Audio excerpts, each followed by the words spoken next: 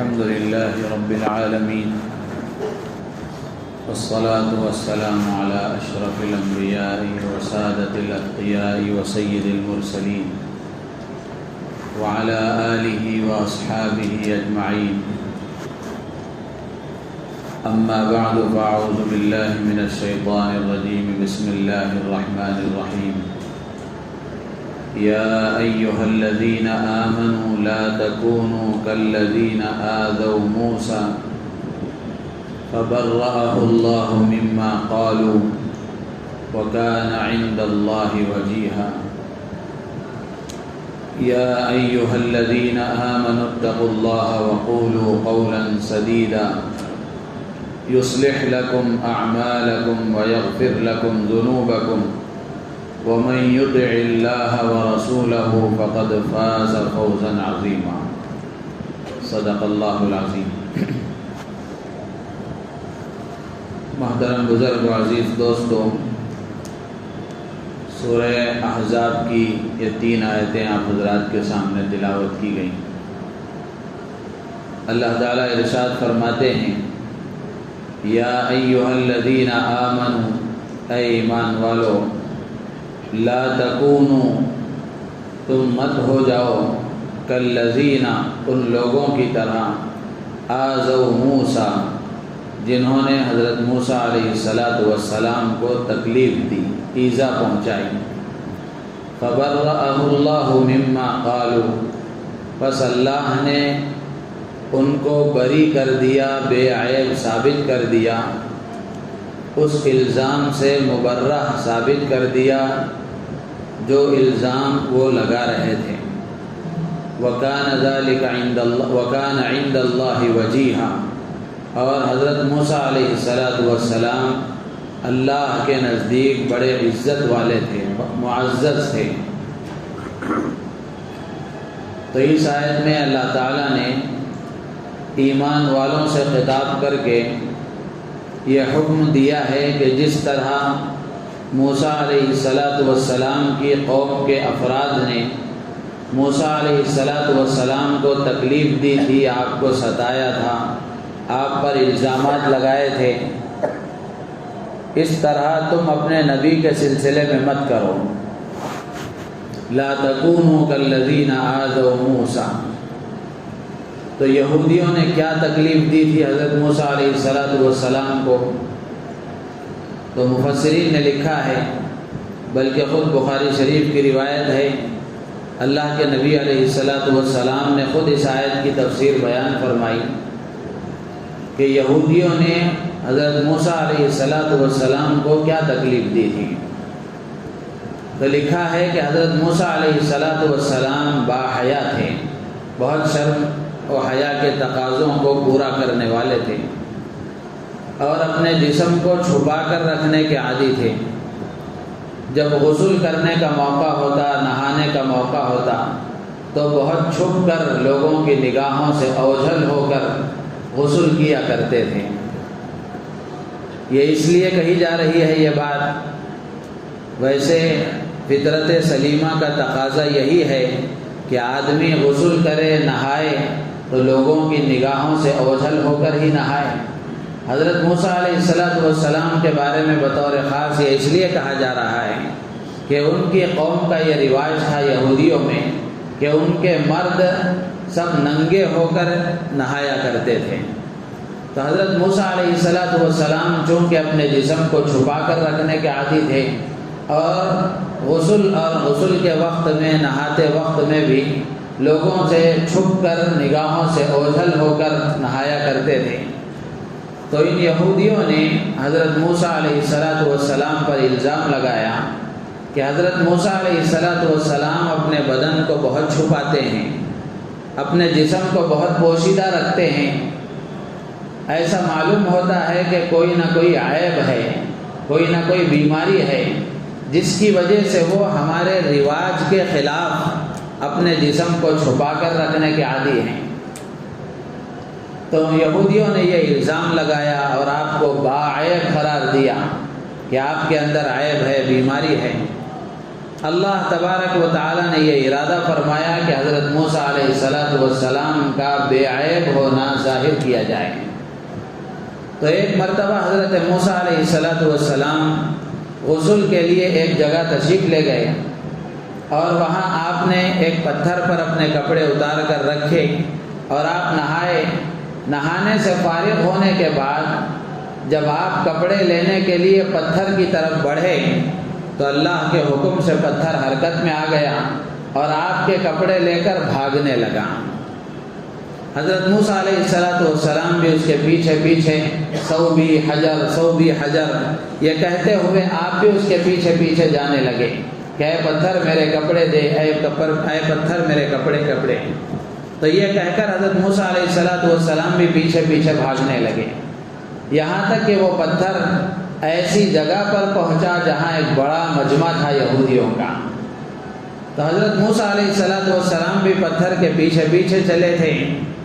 تو جب وہاں پہنچے تو یہودیوں نے آپ کو دیکھا، آپ کے پورے بدن کو دیکھا کہ بدن بہت ہی خوبصورت ہے، ذرا برابر کوئی عیب نہیں ہے، ذرا برابر کوئی بیماری نہیں ہے۔ پتھر جا کر وہاں رک گیا تو حضرت موسیٰ علیہ السلام نے فوراً کپڑے اٹھا کر کپڑے پہن لیے۔ پھر اس کے بعد لکھا ہے، اللہ کے نبی علیہ السلام فرماتے ہیں کہ حضرت موسیٰ علیہ السلام پہلے ہی جلال والے تھے، تو آپ نے اپنے عصا سے 4-5 مار اس پتھر پر مارے، جس کے نتیجے میں 4-5 نشان اس پتھر پر آ گئے۔ تو اتنا اہتمام یہ اس لیے تھا کہ اللہ تبارک و تعالی نبیوں کے جسم پر بھی کوئی عیب لگنا گوارا نہیں فرماتے تھے، اس لیے اللہ تبارک و تعالی نے حضرت موسیٰ علیہ السلام کا بے عیب ہونا اتنا اہتمام سے ظاہر فرمایا۔ اسی لیے اللہ کے نبی علیہ السلام نے ارشاد فرمایا کہ اللہ تبارک و تعالی نبیوں کو اس زمانے میں جو سب سے خاندان کے اعتبار سے جو سب سے اونچا خاندان ہوتا ہے، اس خاندان میں اللہ تعالیٰ نبی کو پیدا فرماتے ہیں، نچلے خاندان میں نبی کو پیدا نہیں فرماتے، اس لیے کہ نبی قوم کا مقتدی ہوتا ہے، پیشوا ہوتا ہے۔ اگر خاندان کے اعتبار سے کچھ کمی ہو تو لوگ بات کے سننے اور ماننے میں آگے پیچھے ہو جاتے ہیں، تو اس لیے اللہ تعالیٰ ہر نبی کو اس زمانے کے اونچے خاندان میں پیدا فرماتے ہیں۔ تو نبی کی ذات پر ذرا برابر بھی دھبا آنا اور کوئی عیب لگنا یہ اللہ تعالیٰ کو گوارا نہیں ہوتا۔ تو اللہ تعالیٰ نے حضرت موسیٰ علیہ السلام کا بے عیب ہونا ظاہر فرما دیا، اسی کو اللہ تعالیٰ فرماتے ہیں فبرأہ اللہ، اللہ نے بری فرما دیا، بے عیب قرار دیا، مما قالوا، اس عیب سے جو عیب وہ حضرت موسیٰ پر لگا رہے تھے۔ تو یہ حکم اللہ تعالیٰ نے ایمان والوں کو اس لیے دیا، ایسا نہیں تھا کہ کوئی واقعہ مسلمانوں کا پیش آیا ہو، بلکہ اللہ تبارک و تعالیٰ نے عمومی انداز میں ایمان والوں سے خطاب کر کے یہ حکم دیا کہ جیسے یہودیوں نے حضرت موسیٰ علیہ السلام کو ستایا تھا اور تکلیف دی تھی اور آپ پر عیب لگایا تھا، الزام لگایا تھا، ایسا تم مت کرو، اپنے نبی کے سلسلے میں یہ کام مت کرو۔ وَكَانَ ذَلِكَ عِنْدَ اللَّهِ وَجِيهًا وَكَانَ عِنْدَ اللَّهِ وَجِيهًا، اور حضرت موسیٰ علیہ السلام اللہ کے نزدیک بہت عزت والے تھے، باعزت تھے، معزز تھے۔ اللہ کے نزدیک وجاہت کا اور عزت کا کیا مطلب ہے؟ علماء نے لکھا ہے کہ اللہ کے نزدیک وجاہت کا مطلب یہ ہے کہ اللہ تبارک و تعالی ان کی دعائیں قبول فرماتے ہیں، ان کی خواہش کو رد نہیں فرماتے۔ تو یہ مقام اللہ تعالیٰ کے ہاں حضرت موسیٰ علیہ السلام کو حاصل تھا۔ قرآن میں بے شمار واقعات ایسے موجود ہیں کہ حضرت موسیٰ علیہ السلام نے دعا فرمائی، آپ کی دعا کو اللہ تعالیٰ نے قبول فرمایا، اور آپ نے کسی خواہش کا اظہار فرمایا، اللہ تعالیٰ نے آپ کی خواہش کو رد نہیں فرمایا۔ اور سب سے زیادہ عجیب اور تعجب کی بات یہ ہے کہ حضرت موسیٰ علیہ السلام نے اللہ سے گزارش کی کہ اے اللہ میرے بھائی ہارون کو میرے ساتھ معاونت کے لیے نبی بنا دے۔ اللہ تبارک و تعالیٰ نے آپ کی یہ دعا بھی قبول فرمائی، جبکہ کسی کی سفارش پر نبوت نہیں دی جاتی، نبوت تو اللہ کا وہ خصوصی انعام ہوتا ہے اور اللہ کا انتخاب ہوتا ہے جو اللہ تعالیٰ عطا فرماتے ہیں۔ ویسے اللہ کے انتخاب پر ہی اللہ نے حضرت ہارون علیہ السلام کو نبی بنایا تھا، لیکن حضرت موسیٰ علیہ السلام کی خواہش بھی پیش نظر تھی۔ حضرت موسیٰ علیہ السلام نے خواہش فرمائی اور دعا فرمائی تو اللہ تعالیٰ نے حضرت موسیٰ علیہ السلام کی دعا قبول فرمائی۔ تو اسی کو اللہ تعالیٰ فرماتے ہیں کہ اللہ کے نزدیک حضرت موسیٰ بہت عزت والے تھے، بہت معزز تھے، یعنی اللہ تعالیٰ ان کی دعائیں قبول فرماتے تھے اور ان کی خواہش کو رد نہیں فرماتے تھے۔ تو اللہ نے گویا اس آیت میں یہ حکم دیا ہے کہ تم اپنے نبی کو مت ستاؤ۔ جو نبی کو ستاتا ہے، تکلیف دیتا ہے، اس سے پچھلے رکوع میں، اس سے پہلے کے رکوع میں اللہ تعالیٰ نے فرمایا ان الذین یؤذون اللہ ورسولہ لعنہم اللہ فی الدنیا والآخرہ واعد لهم عذابا مہینا۔ جو لوگ اللہ اور اللہ کے رسول کو تکلیف دیتے ہیں، ایذا پہنچاتے ہیں، اللہ تبارک و تعالیٰ کی رحمت سے وہ دور ہیں۔ لعنہم اللہ فی الدنیا والآخرہ، اللہ کی لعنت ہے ان پر دنیا میں بھی اور آخرت میں بھی۔ وَأَعَدَّ لَهُمْ عَذَابًا مُهِينًا، اور اللہ نے ان کے لیے ذلیل کرنے والا عذاب تیار کر رکھا ہے۔ تو سوال پیدا ہوتا ہے نبی کو تکلیف پہنچانے کا کیا مطلب ہے اور اللہ کو تکلیف دینے سے کیا مراد ہے؟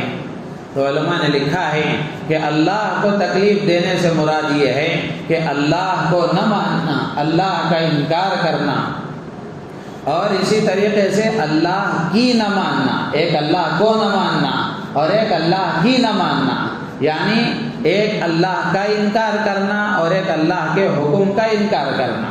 اللہ کے حکم کو نہ ماننا، اللہ کے حکم کی خلاف ورزی کرنا، یہ بھی اللہ کو تکلیف پہنچانے میں داخل ہے۔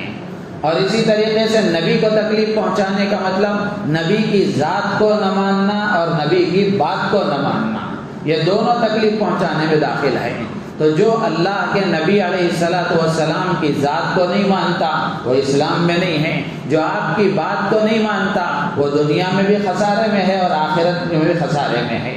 تو گویا اس میں اللہ تبارک و تعالیٰ نے اس بات کا حکم دیا ہے کہ زندگی کے ہر شعبے میں، ہر مرحلے میں اللہ کا حکم پیش نظر رکھ کر زندگی گزارو اور اللہ کے نبی علیہ السلام کے طریقے کے مطابق اس کو انجام دینے کی کوشش کرو۔ نبی کی تم اطاعت کرو گے تو اللہ تبارک و تعالیٰ دنیا میں بھی سربلندی عطا فرمائیں گے اور آخرت کی ابدی راحتیں اور نعمتیں بھی عطا فرمائیں گے۔